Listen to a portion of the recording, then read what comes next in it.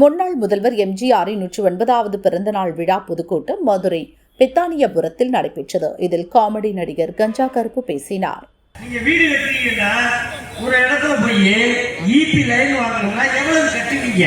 சாதாரணமா இன்னைக்கு பாருங்க, போஸ்ட் மரம் ஊன்றதுக்கு ஒரு ரேட்டு, இந்த வயர் போறதுக்கு ஒரு ரேட்டு. அவன் வீடு கட்டி வாரதுக்குள்ள பாவம் டயர்டாகி படுத்துடுறேன்.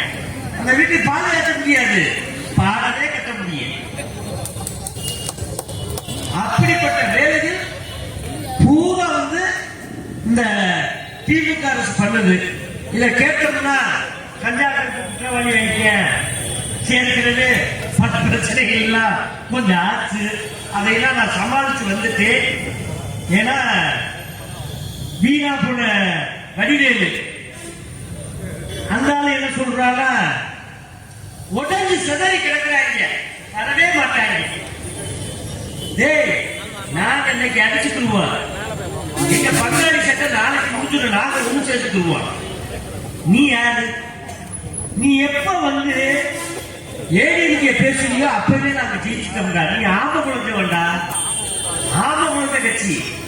நாங்க அழகான கட்சி.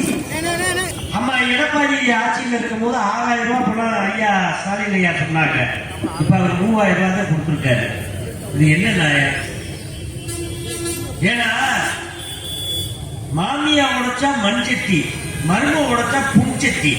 அது மாதிரி நம்மளை எப்பவுமே ஏத்தி விட்டு இன்னைக்கு எடப்பாடி அறிவிச்சிருக்காரு, வீடு இல்லாதவங்களுக்கு வீடு கட்டி கொடுக்கப்படும் திட்டம்.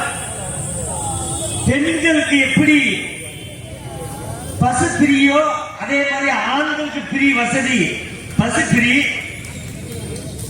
கொடுத்தா 2 கொடுங்க, இல்லைன்னா யாருக்குமே இல்லைன்னு சொல்லிட்டு போங்க.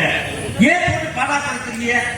ஐயா, நான் ஒன்று சொல்றேன், இங்க உள்ள யாருமே தவறா நினைச்சுக்கிறாதீங்க, யாரும் தவறா நினைச்சுக்கிறாதீங்க. எவ்வளவு பணம் கொடுக்குறாங்களோ நீங்க வாங்கிக்கிட்டு ஓட்டு போட